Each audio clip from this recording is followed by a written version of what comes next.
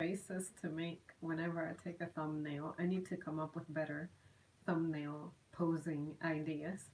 Anyways, what's up, guys? So, today I wanted to share two specific stories of conversations that I had or happened to be present to hear from work. And it reminds me so much of the stuff that we talk about here in the channel. So I said, you know what? I so gotta stream that because it's, like I said, it reminds me a lot of what we talk about here. So why not? So the first story that I want to share is I was observing some of our customers, particularly the female ones. And I noticed that for some reason, the stuff that's not very particularly physically demanding, I found some people were struggling with that. And to name an example, it's sometimes people buy these cases of water that it's 24 bottles and they come wrapped in this one plastic. I was watching a lady lift it and she struggled like crazy. And I was like, huh, that's odd. Maybe she's injured. Maybe she has a bad hand. Maybe it's the cold weather. Maybe she has trouble grasping things. Maybe she has arthritis. But then I said, she's not that old. She's actually not injured in any way. And I could not tell that there was something that was physically making her incapable of just lifting heavy stuff. And hello, I see you. Um, but I said, let me wait a little longer. And I did this for about another hour. Just kept watching and watching people and observing and observing. And I couldn't help but notice that on average, most of the females that I was observing, when it comes to lifting turkeys, cases of water, cases of drinks, just anything in general, they seemed to really struggle. And the way I can tell they're struggling is they're grunting, they are using both hands, and they are using their legs to help them push themselves up. And then I thought, well, in that instance, maybe it's because they're short and the counter's too high. And I'm like, that motherfucking counter is not that high. So it's not a matter of them not being able to reach it. So no. So anyways, I decide to go to one of my colleagues who is very opinionated, and I ask her, hey girl, I have a political question for you. Do you think that women are getting weaker in modern days? And then she goes, no, I've never thought that women have ever been strong. Or, sorry, she says, I never thought that women have ever been weak. We seem to be more out of shape. In my mind, I was like, hang on, hang on, hang on. And what I ended up telling her was, you know what, I can see that. But in my mind, I'm like, exactly. A person who is out of shape, we can usually risk free say that this person is typically weak. You cannot accomplish the same stuff as a person who is more fit. Like before I started working out, there was no way that I could grab a 25-pound dumbbell on one hand. So therefore, I was weak back then. When you work out, you put in the effort and you exercise to become stronger. So when you become stronger, you're obviously not getting weaker. And then when she said, we're just getting more out of shape, I'm like, you just answered my question with an affirmative. Being out of shape makes you physically challenged more often than not. So, anyways, when she said that she's never thought that women are weak, I'm like, I guess the way I phrased my question was kind of funny because she said, I said, do you think that women are getting weaker?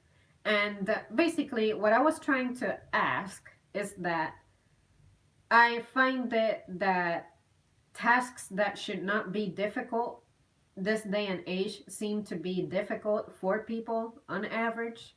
So I was wondering if, as people, but particularly as females, we are becoming weaker. How do you say that your strength is declining? You are getting weaker. But I can see how she probably interpreted it as throughout history, women have been known for being weak. But that's not necessarily true because I know that my grandmothers, they messed with heavy stuff and they had no tools back whatsoever back in the day. Like they could carry these insane big just what is it? These clay containers that clay barrels or something that you could carry water and stuff from a stream and carry it back home. And sometimes they would go up hills. And, to do that, you have to be pretty strong because for me to lift a water bucket that was full all the way, I used to struggle with that shit. So, of course, if you're not getting stronger, you're getting weaker. So, because I saw so many women struggling with their groceries, lifting the heavier items, I said, could it be that we are getting weaker? So then, by my colleague saying we're more out of shape, I feel like she tried to defend the female race, but she ended up not doing so because in the end, she ended up confirming that we are getting out of shape. So, by being out of shape, you are losing your strength. So, anyways, that was the first story, and I thought that I would share that so that you guys can maybe tell me what you think at first glance. What was your interpretation of my question? And do you agree or disagree? And what are some factors that you would like to include or discuss? Like, I'm open for it. Because I came up with that question just from an observation that I was making.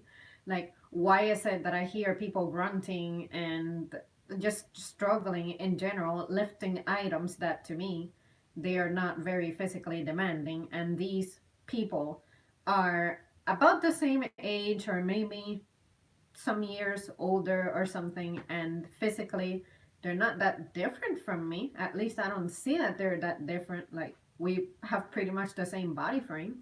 So I just wondered what that was about. And then the second story is that I was, of course, running a register, and I have a colleague who comes over and she's pretty much helping me take care of that order. She initiates a conversation with the customer. She's also a lady, of course. And then the customer goes, my husband is out of town for a few nights, so whatever, whatever. And then my colleague says, is that a good thing or a bad thing? And then the lady just thinks about it and she's like, there are pros and there are cons. And in my mind, I was like, oh, I can't wait to hear what she's got to say.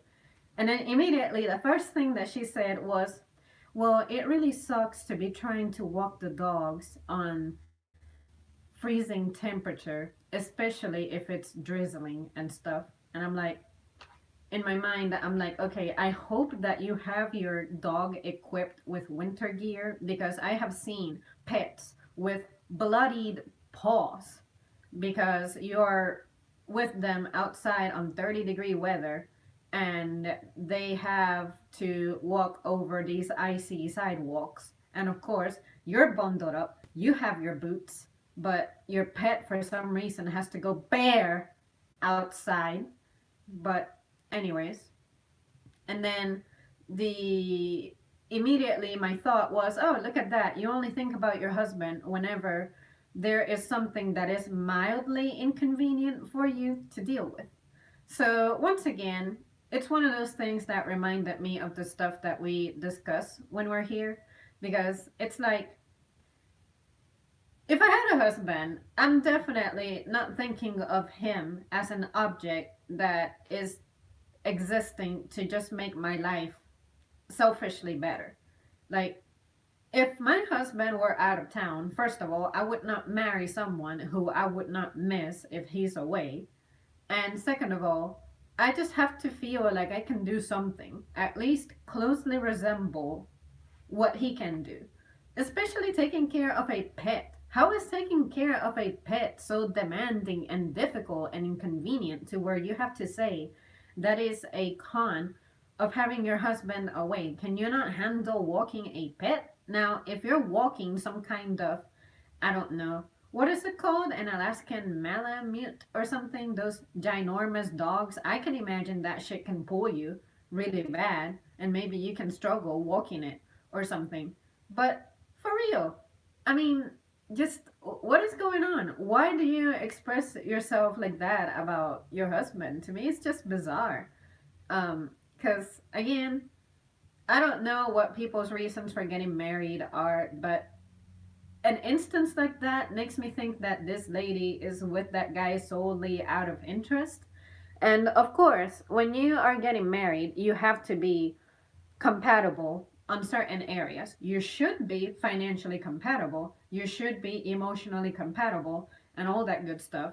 But but when I hear that behind your husband's back, you're talking about him like he's just someone who resolves your life and you never have anything really nice to say about him, like as a person, for his character, I don't know if I'm just critically analyzing everything and just overthinking stuff, but to me, it's strange that when I hear people talking about what goes on at their homes, it's all about the materialistic aspects of it or the financial aspects of it, which usually it's there to support the materialistic aspect, but it's like, my husband is doing this and that to the house, or I just ordered a new fence to be put up, or I have a trip that I'm going to and I'm going by myself and this and that. And I just wonder, when do I get to hear something more about you hanging out with someone, spending time with them, getting to know them, not investing your energy on distractions and maybe focusing on the overly materialistic aspects of life to impress others. I don't know. Maybe I'm just so used to keeping the details of my personal life to myself when it comes to my relationships that when I hear people talking like that, I can't help but think negative about it. Like, oh, look at you. All you do is use your husband and that's it. You don't really love him for who he is. You just love him for what he gives you, what he can get you. And of course, it's difficult to know the background of these people because maybe the woman already came from a rich family, or maybe she already came from financial stability and she's not necessarily in her place in society because of her husband, but usually it's the guy gives you an edge at fulfilling that financial stability. It's either you are fusing your finances or someone in the relationship is aiding you at surpassing your financial challenges when it comes to relationships. So, again, like I said a few moments ago, you should be financially compatible, but it should be for the sake of you not having to struggle. Most couples fight over money. So, if you can be well independently, individually, then I think you are in good shape to be in a relationship. But if you are someone who's notorious for mismanagement and stuff like that, then I don't think you belong in a relationship, especially in a relationship where you're going to be spending somebody else's money. But, anyways, you guys, that's just my opinion. That's just how I felt, as an emotional creature that I am. I heard that, and that's the series of questions that popped into my head, the stuff that I wondered about, the stuff that I tried to just figure out how other people maybe live their lives, which is weird because I shouldn't care about what other people do in their lives. But hey, you're here in public talking about your personal life. I happened to overhear it, and anything that I hear or read, I can generate an opinion. So that's just my opinion. Can't wait to hear what you guys have to say about it. Maybe you guys will be like, oh, Zeb, don't worry about it. You're just overthinking it. I hope that you guys say that I'm overthinking it because um, it's not like I expected to have something deep to uncover here, but I don't know. I just wish that it's the holidays, so maybe my expectations are a little different. And during the holidays, tend to think so unrealistically about the things that you do. Everyone is just shopping and shopping and shopping, buying and buying and buying, gathering and gathering, traveling and traveling and traveling. Are you really enjoying the time of the year? Or are you really more stressed out than anything? So maybe that's going to be a different stream, but anyways, um, yeah, I should definitely talk about that. Maybe I'll save that for Thanksgiving or something. And maybe if I happen to stream on Thanksgiving and any of you guys join, I'm going to be like, congrats on avoiding your loved ones. But anyways, I have a few stories. But anyways, and Will asked what the topic was. Well, honestly, the topic was about two work stories, or not work stories. Yeah, work stories, conversations that I had, and a conversation that I overheard. And to give you a huge summary, I asked one of my colleagues if she thinks that women are getting weaker this day and age. And what triggered that thought is that I was observing women struggling with very, very, very like average objects, such as cases of 24-pack water bottles that come wrapped in that plastic. And then lifting turkeys, it's like I hear a lot of grunting, and I'm like, okay, could you be physically hurt? Is there something hindering you? And upon closer examination, it's like, no, someone who is in pain, they don't have certain mobilities. And then my colleague's answer was that I've never thought that women are weaker. That I have thought that we are more out of shape.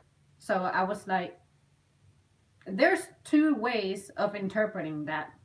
The first way is that maybe she thought that I was saying that women have always been weak and now we're getting weaker. And I was like, no, I'm just saying that when you lose strength, when you lose your shape, you become weaker. How else can I phrase the question? And then the other part of that is that um, maybe she thought that I was trying to trip her or something, but she's a very opinionated person, so that's why I asked her. And then the other side of that is that because she said we are more out of shape, I was like, isn't that saying that we are weak? Because trust me, a person who's out of shape, they're not going to have an impressive physical performance. Trust me, no matter how basic a task is. So that was the first story.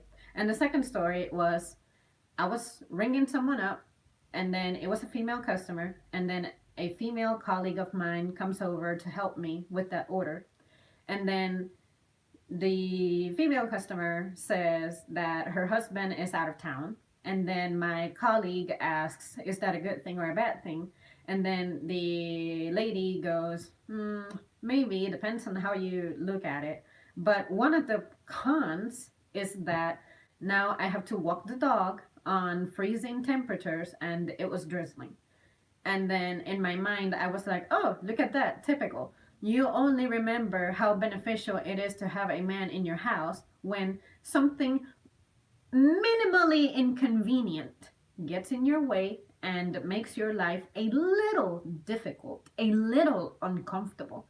And I was also hoping that she gears up the dog for winter weather because I have seen dogs with bloodied paws before, and it's just heartbreaking because you see the person all bundled up with their heavy boots and lots of layers.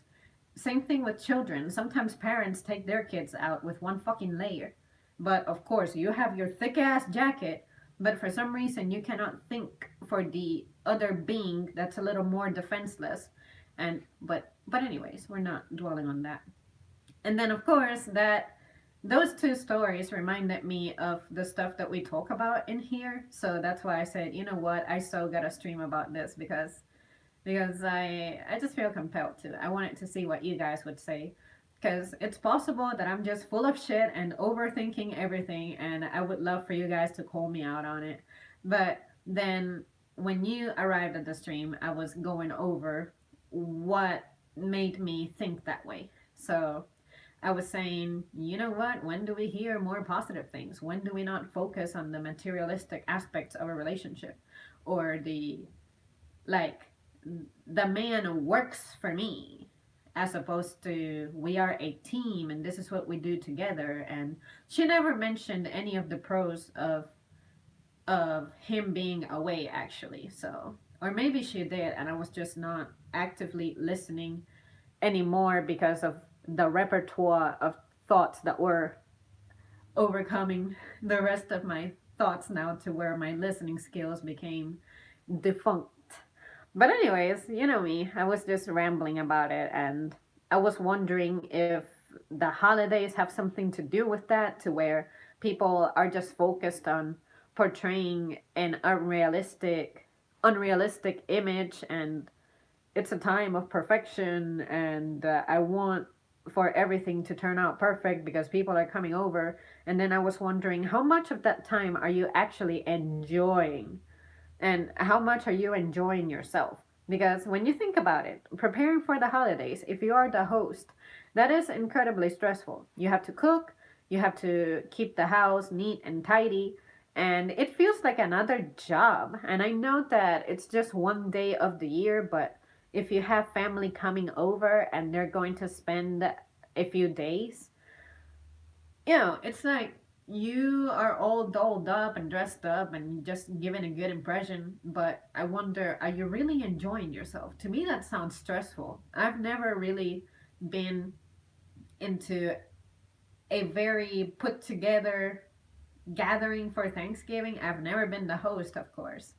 But the last time it was as a kid. So I was just helping my grandmother because she was always the one who would have the gatherings and stuff. But I hated those times with such a passion because of course my grandma's rushing to buy ingredients for stuff, and she's also asking us to help her out, and it feels like another job. And all I wanted to do was be in my room playing games. And as an adult, all I want to do is be home, rest, because I gotta work the next day and be on my feet, which hurt like hell, and I'm tired as hell, and not be as stressed, because when I am stressed out, as an emotional creature that I am, I junk and I start gaining weight, which is my own damn fault, but whatever.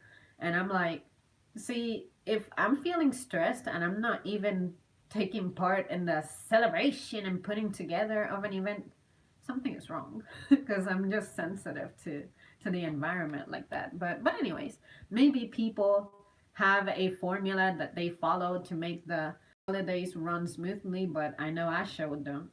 I sure don't.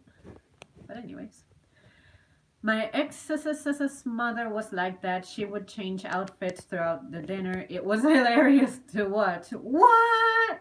Like, like you're in a fashion show or something. I never thought I would meet someone who would tell me a real story like that. I always thought that that was something that someone would just write to make a joke. But really, people actually do that. I know that there's people out there, I would imagine they're rich, that they buy a new outfit every day because they don't wear the same clothes again. But but seriously, you change clothes? I always thought it was weird that for awards nights, for example, the like the hosts in there would change clothes after every few hours or so, and I'm like, no, what's wrong with what you're wearing? Or change the hairstyle a little bit.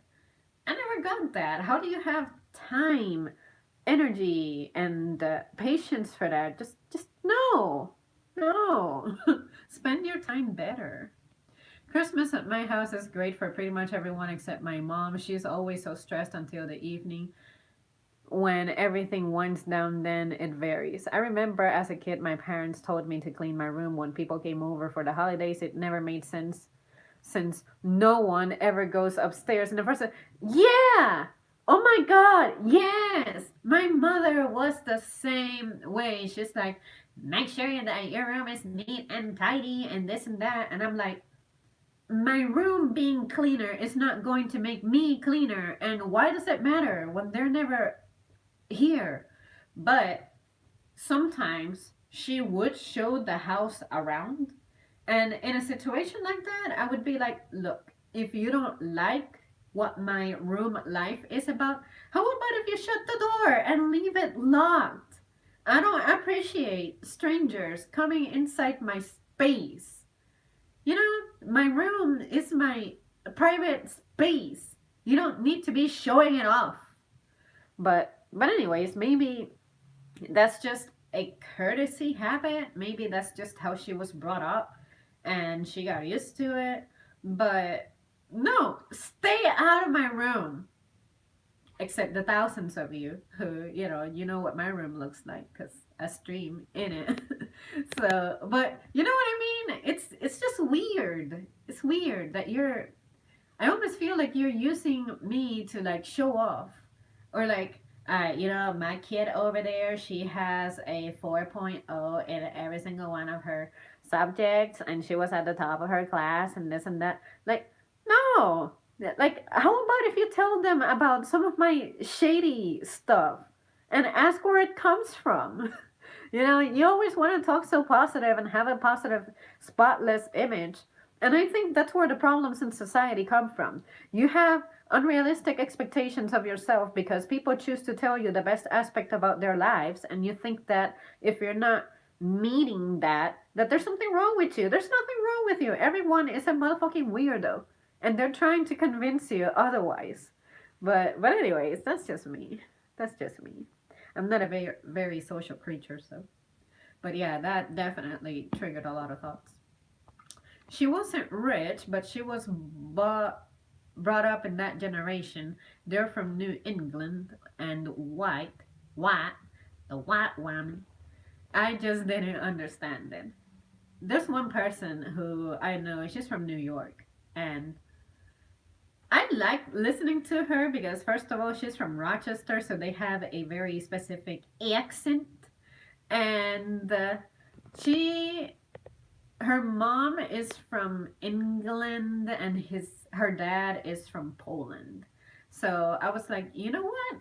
I can see that about you. I always felt like you might have at least British in you. I could totally see that. And then she was like, "Oh, really?" And I'm like, "Yeah, but I don't ask because, that's I think everyone has that in their bloodline, but to know that she's actually first gen American and she is the most New Yorker person I know, it's kind of interesting.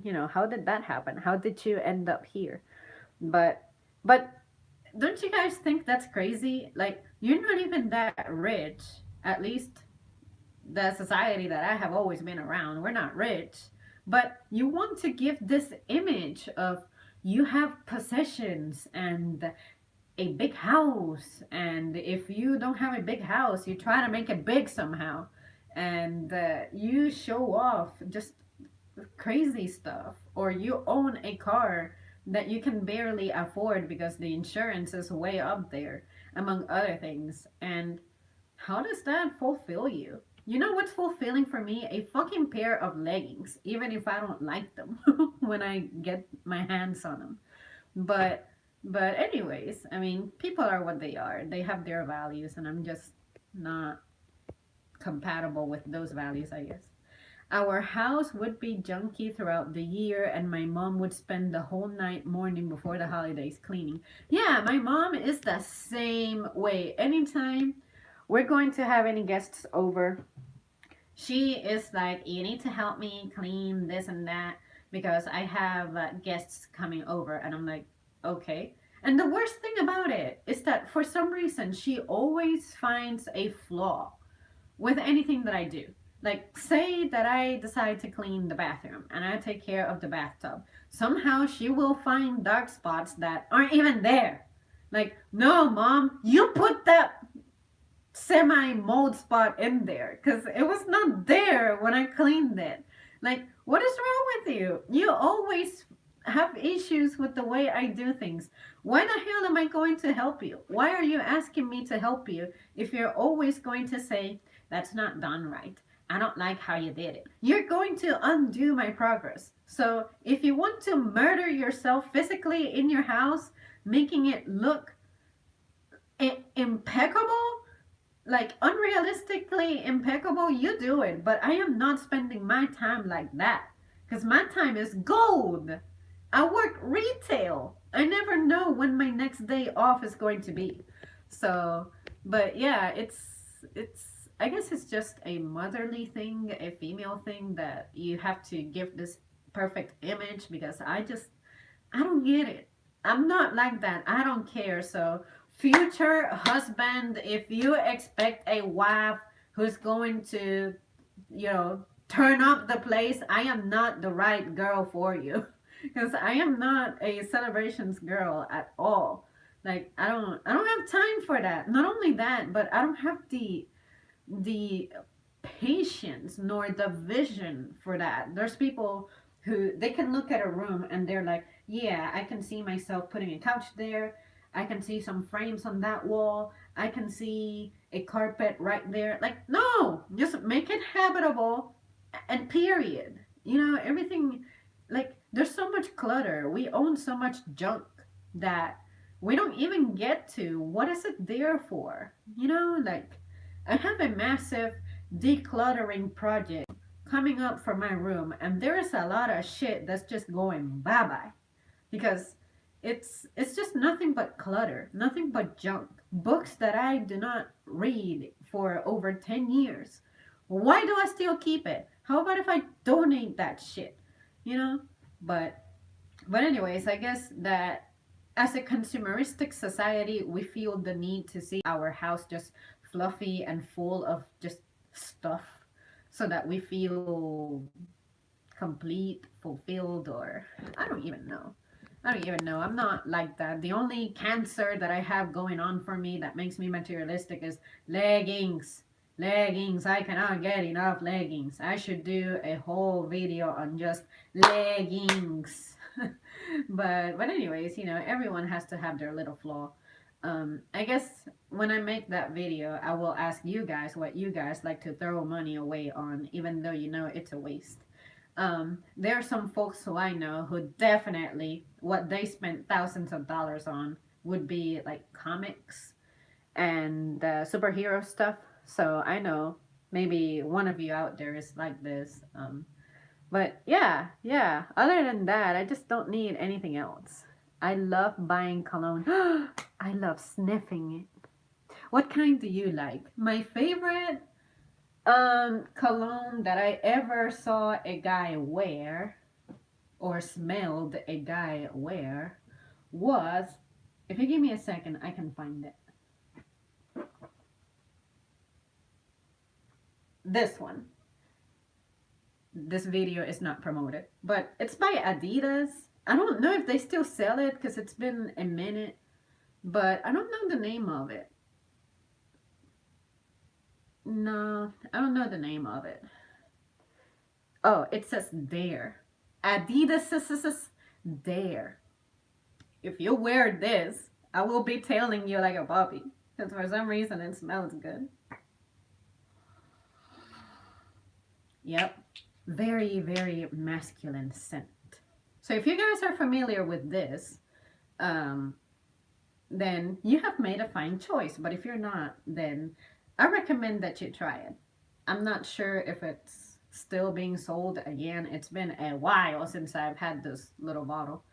But yeah, Adidas Dare in the little dark blue container.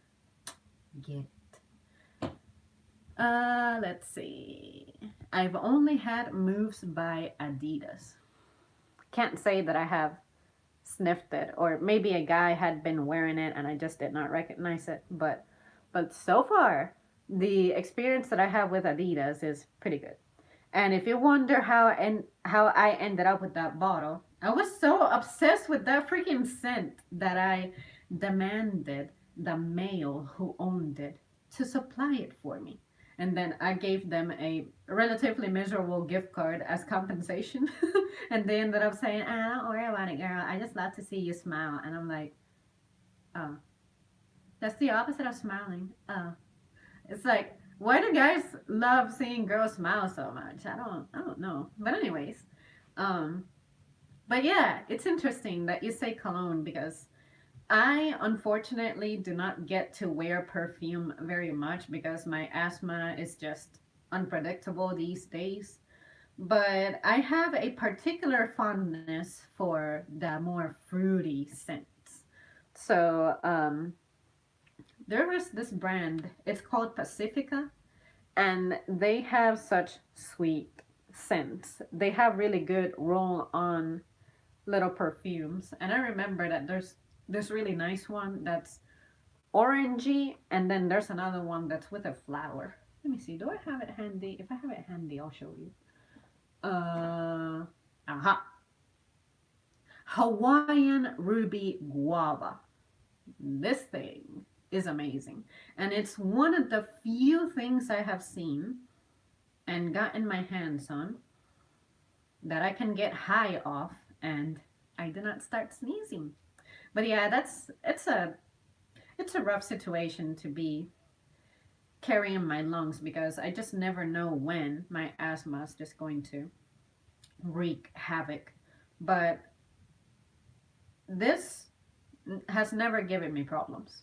But there are some people who wear some stuff that's just intense. Um, Eternity by I think it's Celine Dion. Is it Celine Dion? Anyways, Eternity, a perfume called Eternity. That shit nearly murdered me, and I felt bad because that perfume smells pretty decent. But I got it for one Christmas. I don't know if it was my mom or if it was a friend or a family member. I don't fucking know. But someone got it for me. And I started spraying it, and then like 5-ish minutes into it, I just could not stop sneezing. And then the Dove brand of body wash and the shampoos and conditioner and soaps, especially the soap bar. Holy crap, that junk had my skin irritated, my eyes were red, my nasal cavities were absolutely obliterated, and I have not messed with anything from that brand since. And when I look at the label, it's like, okay, look at all these harsh chemicals that are in there. So maybe I just have a sensitivity to a lot of that. And I find that if I go for more natural perfumes, I tend to not have issues, but I'm not totally immune to it. But Pacifica thus far happens to be a very good pick for now. Maybe as I get older, my condition will deteriorate, and not even that I'll be able to mess with. Eternity is an oldie. It is definitely what they call beast mode. But yeah, I got it. Someone got it for me when I was a teen, so I just didn't know. I was excited that I had a perfume because I never wore them. I liked smelling it on other people, but for me to actually have a collection, not really. But my all-time favorite perfume that I have had the honor of owning is Acquadigio by Armani. I hope I said that right. But yeah, that it was quite a splurge, but someone let me sample it while I was at the mall and I was like, I gotta have it. And then it also came in the magazine. You know how they have like this one strip that they put in there and you can lift the tab and sniff it and you have a sample? Yeah, that was no joke. So I said I'm going to buy it one day. And I did back in 2012. And I miss it. It wasn't strong at all. It was perfect. Like I could wear it. I also had the hair mist. the roll-on perfume, the lotion, and of course the perfume itself. Best time of my life with it.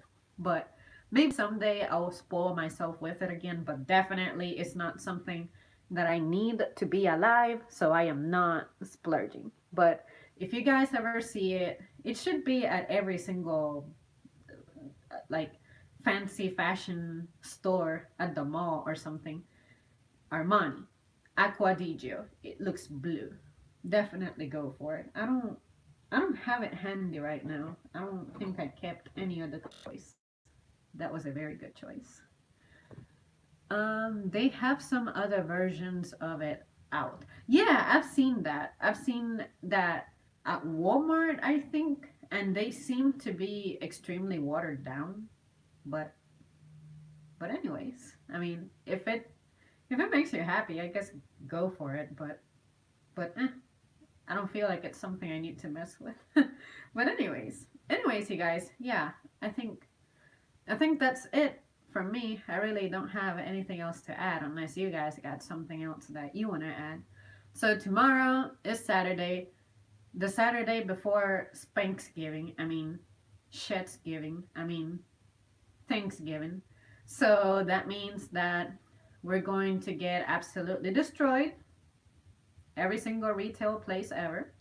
So I am going to try to stream tomorrow, but it is possible that I will be, first of all, like severely depressed, and second of all, just not have energy in me to do anything besides crash in bed until Sunday to go at it again. But anyways, um, I will try to stream something Sunday for sure.